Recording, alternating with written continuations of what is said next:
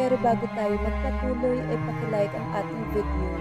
Ganun din ang subscribe button, pati na rin ang bell icon para lagi kayong updated sa mga parating ko pang mga upload.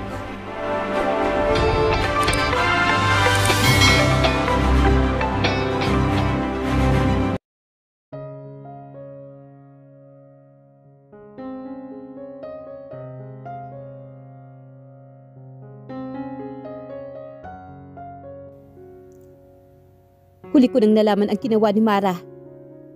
Hindi ko intensyon mapasama si Victor sa sitwasyon. Pero kung hindi ko gagawin iyon, isa sa inyo ni Mara ang mapapahamak. At alam nating si Mara ang may sala dito. Giit na sagot ko naman kay Dad. Tiningnan ko si Dad. Ang kanyang buhok ay pumuti na at may guhit ng katandaan sa mukha nito. Ako ang may kasalanan, Atasha. Pinangako ko sa kanya ang kumpanya. Kaya siya nagalit. Kita sa mukha niya ang lungkot. Tama siya. Kasalanan ko. Sinubukan niyang maging mabuti. Pero ako ang nagtulak sa kanya. Desisyon niya yon. Dapat kinontrol niya ang emosyon niya. Napahawak si Dad sa ulo niya. Nahihirapan na siya. Huwag mong sabihin yan. Hindi nagpadala ka rin noon sa emosyon mo, hindi ba? Hindi tayo perpekto. Sorry kung si Victor ang nagpasa ng mga problema natin. Sinadya mo yun dahil galit ka sa pamilya nila, Dad.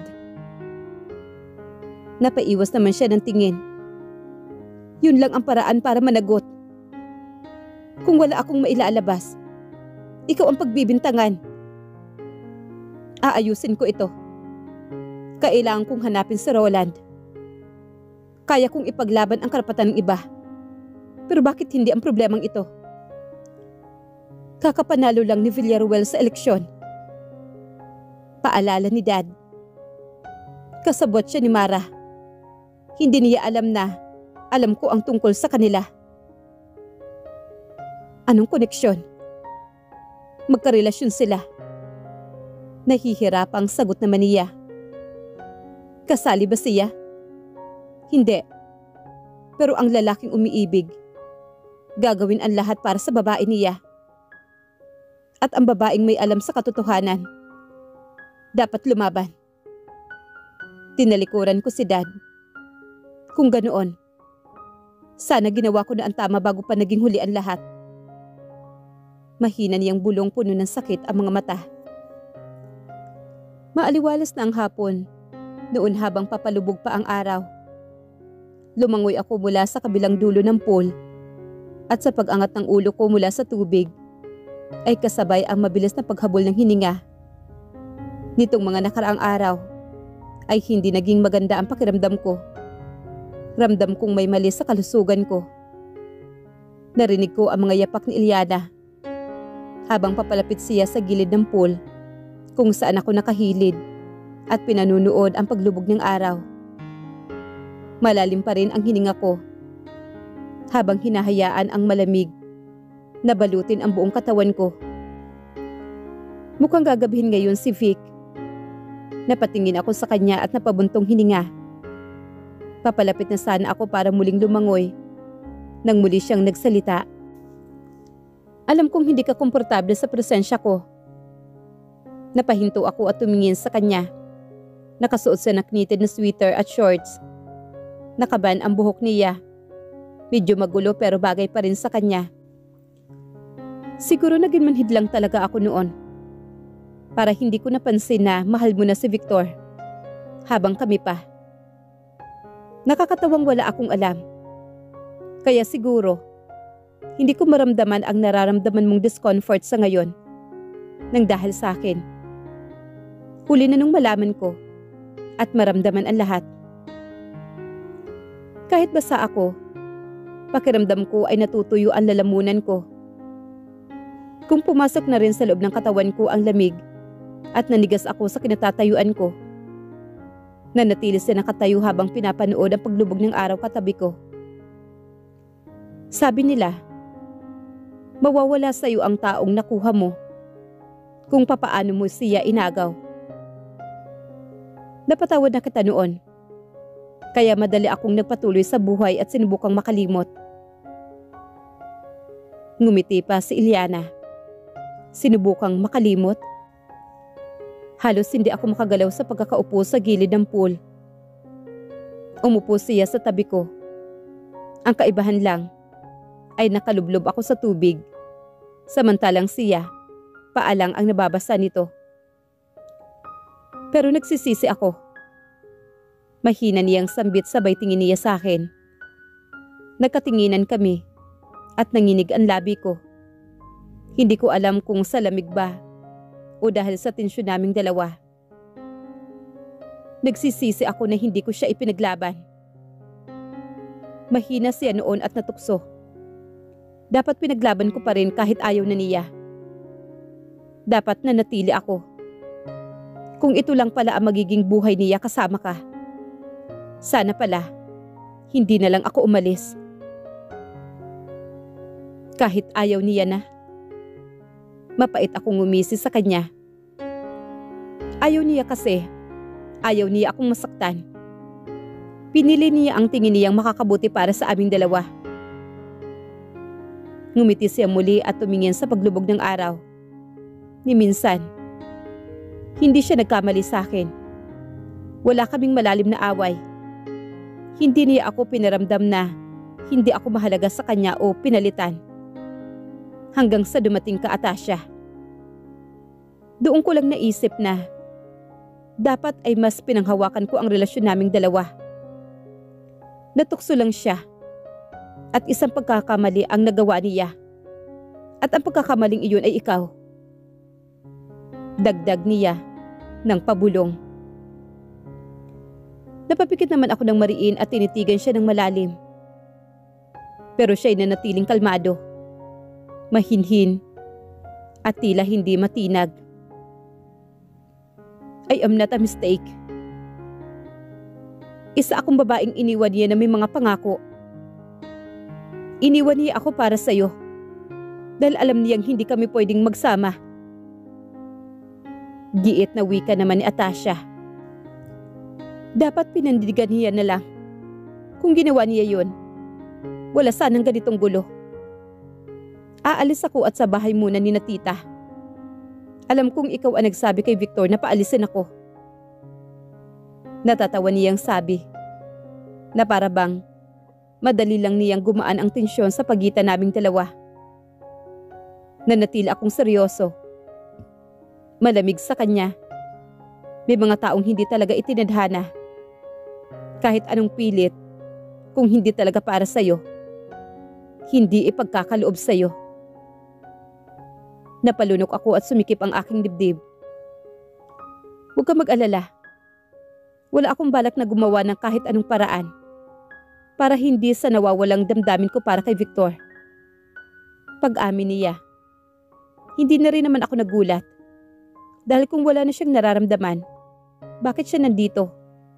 Bakit si Victor ang nilapitan niya? Siguradong hindi lang si Victor ang tao sa mundo. Hindi siya ang pinili niya. Hindi dahil wala siyang ibang malalapitan, kundi dahil mahal pa rin niya ito. Hindi ako magiging katulad mo. Nasisira ng relasyon. Tumigil ka! Tumayo ako at nagulat siya sa bigla kong pagsigaw. Wala kang karapatang sabihan ako ng ganyan. Lalo't nasa pamamahay kita. Agad ding siyang tumayo. Masakit ba marinig ang katotohanan? Wala naman akong sinabing masama, hindi ba? Mabait pa nga ako eh. At wala akong balak gumanti sa'yo. Hindi tulad ng pamilya mo. Kayo-kayo ay nag-aaway. Magulo kayo. Kaya hindi kayo bagay kay Victor. Wala kang balak gumanti. Gumaganti ka na nga eh. Hindi mo lang aminin. Itinulak ko siya sa dibdib. Kaya napakunot ang noo niya at tiningnan ako na masama. Hindi ka dapat nagpaiwan dito. Kung wala ka rin lang balak sirain ang relasyon namin. Sira na ang relasyon ninyo. Kahit wala pa akong ginagawa. Hindi ako katulad mo, Atasha. Nagagawa ng paraan. Maghihintay ako hanggang sa tuluyan ng mawala ang pagmamahal ni Victor sa'yo. At makita niya na wala ng saysay ang kasal ninyong dalawa. Nanatili siyang kalmado at prangka. Ikaw ang sumisira. Hindi magiging masaya si Victor sa'yo. Dapat hindi ko hinayaang mapunta siya sa'yo. Sigaw naman ni Liana. Maghihintay ka? Ulit ko naman at natawa sa sinabi niya. Maghihintay ako hanggang sa bumalik siya sa akin. Kung nakuha mo siya sa paglalandi mo, ako, hindi ko gagawin yon. May respeto ako. At hahayaan ko na lang na ikaw mismo ang mawala sa kanya. Sinampal ko siya. Isang bagay na hindi ko nagawa noon. Dahil alam kong may kasalanan ako. Pero ngayon, pakiramdam ko ay may karapatan na akong gawin iyon. Kadiri ka. Respetado ba kung ganoon? Maghihintay ka. Bakit ka pa nandito kung ganoon? Nasaan ang respeto na sinasabi mo? Si Victor ang nagdala sa akin dito. Sagot niya sabay tingin sa akin. Magaling ka sa pang-aakit. Kaya siguro nakuha mo siya. Pinilit mo lang ang sarili mo sa kanya, Atasha.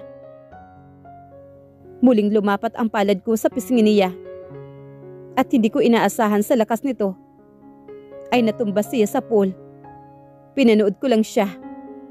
Hindi ko inaasahan ang pagkakahulog niya. Hanggang sa marinig ko ang sigaw ni Victor at ang malulutong niyang mura sa likuran ko.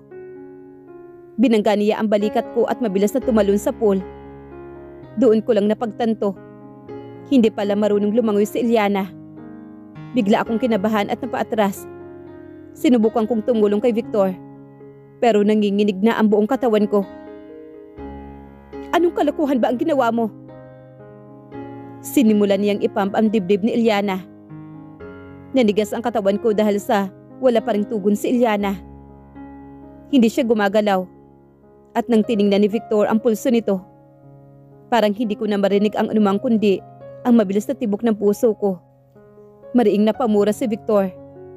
Muling sinubukan ni Victor na i-revive si Eliana. Basang-basa at hingal na. Pero tumigil ang mundo ko nang yumuko siya at inilapat ang labi niya sa labi ni Eliana. Please, Eliana.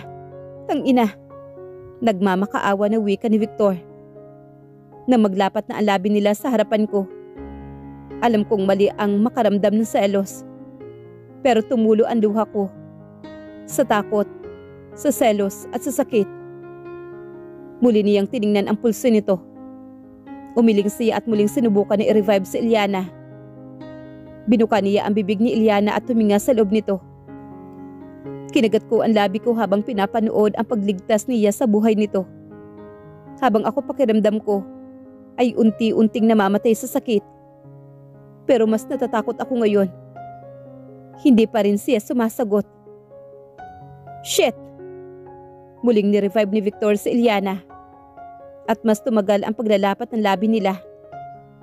Pinikit ko na mahigpit ang mga mata ko at pigil ang hikbi habang nilalabanan ang sarili kong damdamin. Hanggang sa marinig ko ang sunod-sunod na pag-ubo ni Eliana. Pagmulat ko, nakita ko ang paghinga ng malalim ni Victor sa ginawa nito. Hinaplos niya ang noo niya at tiningnan ako. May matinding pagkadismaya sa mukha nito. Okay ka lang ba? Bulong ni Victor habang hinahawakan ang balikat ni Eliana. Tahimik kaming lahat sa gilid ng pool. Nakaluhod ako habang si Eliana ay napaupo mula sa pagkakahiga nito. Dapat iwasan mo muna ang pool. Kukuha ako ng tuwalya. Mabilis kong sabi para makaalis. Habang papasok, pinunasan ko ang luha ko. Kinuha ko ang tuwalya sa banyo pero natigilan din. Dahil nadatnan ko silang dalawa na seryosong nag-uusap. Nakikinig si Victor kay Eliana habang may ipinaliliwanag ito. Naalala ko kung paanong naglapat ang mga labi nila. Alam kong walang mali siya iyon. Pero ang sakit. Natakot ako. Halos mamatay siya sa harapan ko. At ako ang dahilan. Hanggang sa bumuhos ang luha ni Iliana. Marahil sa takot. Yumakap siya kay Victor at doon muling kinabahan ang dibdib ko. Halos nalunod siya. Muntik na siya mamatay dahil sa akin. Umangat ang palad ni Victor para yakapin siya. Hindi na ako bumalik doon. Wala na rin naman ako mukhang maipapakita. Sa huli pumasok ako sa kwarto para magpalit. Nanatili ako sa loob ng banyo at hinayaan ang katawan kong mamanhid sa lamig. Hindi ko binuksan ang mainit na tubig sa bathtub. Gusto ko na lang maramdaman ang lamig. Hanggang sa mawala ang lahat. Gusto kong humingi ng tawad. Pero nanginginig pa rin ako sa takot. Hinawi ko ang luha at itinaas ang kamay ko sa tubig. Kulubot na ang nanginginig pa rin. Hindi ko alam kung sa lamig ba o sa takot. Mariin kong ipinikit ang mga mata ko. At inalala ang lahat ng sinabi ni Iliana. Paano kung tama siya? Paano kung magiging tahimik at masaya lang kami? Kung tatapusin na namin ang lahat? Paano kung unti-unti na ngang nawawala ang pagmamahal ni Victor? Dahil sa kasal na minadali namin. Dahil lang sa baby. Minadali namin ang lahat. At ngayon ay mabilis itong mawawala. Napasinghap ako sa sunod-sunod at malakas na katok sa pintuan. Pakiramdam ko ay nagyayelo na ang buong katawan ko. Mabilis akong tumayo at kinuha ang roba ko. Hindi ko man nabubuksan ang pintuan. Ay pumasok na si Victor. Dala ang ekstrang susi nito. Pinabayaan mo magbabad ka sa tubig ng ilang oras? Ano bang iniisip mo, Atasha? Kinuha niya ang isa pang roba. At isinabit sa akin nang makita ang panginginig ko sa lamig. Nakatulog ako. Mahina kong sagot sa kanya. Nakapagpalit na siya ng damit. At halatang naligo na rin. Kanina pa dahil patuyo na ang kanyang buhok. Malamig ang tingin niya sa akin habang papalabas ng banyo. Kukuha ako ng maiinom na mainit sa baba. Patayin mo ang aircon. Palabas pa lang siya ng banyo. Ay napailing siya. At siya na rin ang nagpatay ng aircon. Papatayin mo ba talaga ang sarili mo sa lamig? Matalim niyang tanong sabay bukas ng sliding door sa kwarto. Para makapasok ang preskong hangin. Pagkatapos nun ay bumaba siya. Siguro para kumuha ng mainit na tubig. Tumingin ako sa salamin at tiningnan ang balat at labi ko. Napahawak ako sa noo ko at minasahe ito nang maramdaman ang matinding sakit ng ulo. Bumalik si Victor at inilapag ang tasa. Tahimik niyang hinila ang upuan at naupo sa harapan ko habang ako'y ay nasa kama at nakabalot pa rin. Dumiretso ka rito at ni hindi mo malang inisip na humingi ng tawad sa muntik mo nang mamatay sa pool kanina. Bumagsak ang tingin ko sa paa ko. Inangat ko ang mga iyon para matakpan. Nang suot ko sa sobrang lamig. Iyan ba ang paraan mong magpakita ng pagsisisi? Papatayin mo ang sarili mo sa lamig? Dahil ayaw mong humingi ng tawad? Kinagat ko naman ang panginginig ng labi ko. Sino ba nagsabing ayaw kong humingi ng tawad? Binigyan ko lang sila ng oras para makapag-usap. Nahihiya ako sa nangyari. Pero hindi ibig sabihin nun ay wala akong balak humingi ng tawad. Nag-uusap kayo. Kaya hindi na ako sumingit. Pag-amin ko, magsusorry naman ako. Paos kong tugon kay Victor. Nalulunod na siya. Hindi mo ba nakita? Mamamatay na siya sa harapan mo pero nanunood ka lang. Hindi ko alam na hindi siya marunong lumangoy. Halos sumigaw na ako sa pagdidepensa sa sarili ko. Habang siya naman ay nanatiling kalmado ang mukha nito. Aksidente yon. Hindi ko siya itinulak o ano. Aksidente talaga yon. Pag-angat ng tingin ko ay nagtama ang mga mata namin ni Victor. Kita ko sa mga mata niyang dismayado siya. At pakiramdam ko hindi na iyon mababago pa. Kahit na ano pang paliwanag ang ibigay ko sa kanya. Tahimik lang siyang nakatitig. Hindi ko mabasa ang iniisip niya. Kaya napayuko na lang ako. Puno ng inis at bigat ang dibdib. Hanggang sa tuluyan ng pumatak ang luha ko. Pinunasan ko ito. Habang siya na may nanatiling tahimik. At nakatingin lang siya sa akin. Sinampal mo siya. Kaya siya nahulog sa pool. Tama nga siya. Aksidente ang nangyari. Huminto siya at napabuntong hininga. Bakit mo siya sinampal, Atasha? Dapat ba ako matuwa sa sinabi ni Iliana ang totoo? O mas mainis? Dahil para bang kasalanan ko pa rin. Aksidente yon. Pero ang pagsampal, alam kong may dahilan ako kung bakit ko iyon ginawa sa kanya. Bakit hindi mo siya tinanong? Tutal hindi naman siya marunong magsinungaling, hindi ba? Totoo lahat ng sinasabihin niya at paniniwalaan mo kaagad yun, Victor. Ano pa nangyayari sa iyo, Atasha? Gusto kong manggaling sa iyo ang sagot. Ngayon sabihin mo sa akin kung bakit mo siya sinampal. Dahil hindi ko nagustuhan ang sinabi niya, Victor. Patuloy pa rin ang pag-iyak ko. Ramdam ko ang init ng mga luhang bumababa sa liig ko. Tila walang katapusan ang pag-agos nito. Hikbi ko'y halatang halata na para bang akong sinasakal habang nagsasalita. Tingnan mo anong nangyari. Bunti ka na siyang malunod. Paano kung hindi ako dumating? Anong mangyayari sa kanya? Marunong ka bang mag-revive ng tao? Umiling siya at nanatiling nakatitig. Hindi, Atasha. Hindi mo alam. Hindi mo siya maililigtas. Nahulog siya sa pool. At ang reaksyon mo ngayon ay ang panuurin siya. Dapat man lang tinulungan mo siya. Galit ako. Galit ako pero hindi ko alam na nalulunod siya. Hindi ko naman alam. Kasalanan ko.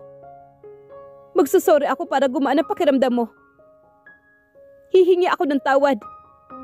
At luluhod sa kanya. Kasi baka mas lalo pa akong kamuhian mo kapag hindi ko yun ginawa. Kapag hindi niya ako napatawad, baka mas bumigat pa ang kasalanan ko sa paningin mo. Pagsigaw kong pahayag na umalingaw-ngaw sa buong bahay. At sigurado akong narinig iyon ni Iliana. Pinahihirapan mo ako dahil dito. At alam ko. Ano? Anong gagawin mo? Oo na. Magpanggap ka ulit na hindi mo ako asawa. Humahagulhol akong sambit at mariing pumikit sa kanya. Hindi ko na makita na malinaw si Victor. Dahil sa mga luha. Kahit tumutulo namang ito, parang may naiwan pa rin na nakaharang sa paningin ko. Kasalanan ko. Lahat ng ito kasalanan ko. Kung bakit miserable ang buhay mo, kasalanan ko yon. Ipinatong ko ang palad ko sa dibdib. Lahat ng ito ay kasalanan ko. Ako lang ang dapat sisihin. I'm so sorry. Pinigilan ko ang pag-iyak. Pero pumipiyok na ang boses ko. Matapang ko pa rin siyang tinitigan. Kahit na nawawasak na ako. Pagkagising ni Iliana, ihahatid ko siya sa bahay namin. Doon muna siya pansamantala. Malamig na sabi ni Victor. Para wala siyang narinig mula sa mga sinambit ko. Para bang may sarili siyang mundo. Napatingin ako sa labas at napagtanto kong gabi na nga. Pinunasan ko ang luha ko at tumango sa kanya. Hihingi ako ng tawad. Humingi ka ng tawad ng bukal sa kalooban mo, Atasha. Hindi dahil sinabi ko o napilitan ka lang. Tumayo siya. Tila ba tapos na ang pag-uusap namin? Habang ako'y naiwan na wasak na wasak. You always think the worst of me. Bulong ko sa basag kong boses habang sinusundan ko siya ng tingin. I'll be in the office. I'll wait for Ilyana to wake up. And we will leave. Tinalikuran niya ako at lumabas ng silid. We will leave. Napadiin ang hawak ko sa aking dibdib sa sinabi niya. Sobrang sakit na marinig iyon. Para bang sinabi niyang iwan na niya ako. Bakit ganun ang pakiramdam ko? Na parang unti-unti na siyang sumusuko. Na parang pagod na siyang lumaban para sa aming dalawa. Nanatili pa ako ng ilang minuto sa ganung posisyon. Para balikan sa isip ang mga sinabi ni Ilyana kanina. At ang naging pag-uusap namin. Lahat ng sinabi niya ay parang nakaukit niya sa isipan ko. At hirap na akong murahin ito. Nang medyo ayos na ang pakiramdam ko, lumabas ako ng kwarto ko. Laking gulat ko nang sabay kaming lumabas ni Ilyana mula sa guest room kung saan natutulog si Victor. Nagulat siya at agad na umiwas ng tingin. Iniwan mo ang damit mo dito, Ilyana. Boses iyon ni Victor mula sa loob ng kwarto. Paus at hindi niya alam na nasa labas na ako ng kwarto namin. Kita ko ang kaba sa pagkabigla sa mukha ni Ilyana. Hindi niya alam ang gagawin. Umiling ako at pumasok sa loob. Nilako ang pintuan at mahigpit na ipinikit ang mga mata ko. Habang galit na galit, napahawak ako sa mukha ko. Gusto ko nalang sumabog sa inis, pero mas pinili kong pigilan ang sarili ko. Sobra na to. Sobrang pambabastos na to. Shit! Ano bang naging kasalanan ko? Minahal ko lang naman siya sa paraang alam kong tama. Lumabas ako sa balkone para pakalmahin ang sarili. Tumayo ako roon. Nilamig pero tila nasasanay na ako sa ginaw. Pinilit kong namnamin ang sakit ng mga desisyong nagdala sa akin sa puntong ito. Matagal ako nanatili roon. Hanggang sa narinig ko ang pabukas ng sliding door at ang mabibigat na yabag sa likuran ko. Humampas ang malabig na hangin. Kasabay ng singhot ko. Hindi lang sa lamig, kundi dahil na rin sa mga luhang matagal ko nang pinipigilan. Aalis na kami, Atasha. Paalala ni Victor, na parang may nakakalimutan akong gawin. Napagdesisyonan mo na bang humingi ng tawad sa kanya? Tanong naman ni Victor. Napuno ng luha ang mga mata ko. Hirap na akong lumunok sa sakit. Hanggang kailan ko kailangang pagdusahan ang kasalanang hindi ko naman sinadyang gawin? Dahil lang ba kay Roland? Dahil ba nawasak ang relasyon nila ni Ilyana? Hindi ko yung ginusto. Sinubukan ko pang ang ayusin. O baka nga nagsinungaling ako. Sige na, kasalanan ko. Ako ang may mali rito. Saan ba ako nagkulang? Sinubukan ko lang namang itama ang lahat. Humarap ako kay Victor. Namumugto ang mga mata at namumula ang ilong ko. Umalis ka. Huwag mo akong piliting humingi ng tawad. Dahil kahit kailan, hindi ko pinagsisihang sinampal ko siya. Ang totoo, dapat mas malakas pa. Napaawang ang bibig niya. Halatang dismayado. Pero wala akong pakialam. Lumapit ako sa kanya. Tarantado ka. Dati hinayaan mo akong masampal ng babaeng yon dahil kasalanan ko raw. Ngayon siya ang may kasalanan at sinampal ko siya. Ako pa rin ang magsasorry? Sige, sumama ka sa kanya. Umalis kayo. Sige, umalis ka na. Atasha. Mahinang tawag niya sa pangalan ko. Pagod na siyang makipagtalo. Hindi mo pwedeng ikumpara ang sitwasyon. Iba ito. Hindi lang ikaw ang hihingi ng tawad. Hihingi rin ng tawad si Ilyana. Kainin niyo yung sorry niyo. Hindi ako hihingi ng tawad. Umalis ka na. Sigaw ko kay Victor. Bumagsak ang luha ko. Bakit ba ako laging umiiyak? Bakit ganito kabigat ang lahat? Dahil ba alam kong matatapos na ito? At nakakatakot na iyon? Nilapitan niya ako at tila iaangat ang kamay niya para haplusin ako. Pero agad akong umatras at tinalikuran siya. Kinagat ko ang mga labi ko habang naririnig kong lumalayo ang mga yabag niya. Bumaon ang pagkakahawa ko sa railings nang makita kong papaalis na ang sasakyan ni Victor. Hindi ako nakatulog buong gabi dahil naghihintay akong umuwi si Victor. At habang naghihintay ako, kinakain ako ng mga sinasabi ni Eliana sa akin. Sobrang naapektuhan ako habang hinihintay ko siyang bumalik para ayusin pa ulit ang lahat. Bibigyan kita ng isa pang pagkakataon, Victor. Basta umuwi ka lang ngayong gabi. Ayusin natin to. Mahinang bulong ko sa hangin habang umiiyak. Niyakap ko ang tuhod ko. Nakasandal sa headboard ng kama. Kailangan kita. May isang parte sa akin ng damdamin ko na nagsasabing dapat nandito siya. Na sana kahit yakap man lang niya, mapawi kahit konti ng sakit. Kinuha ko ang cellphone ko at nag-type na mensahe sa kanya. Naiinis ako sa sarili ko dahil sa kahinaan ko. Dahil handa akong magpakumbaba. Lumuhod.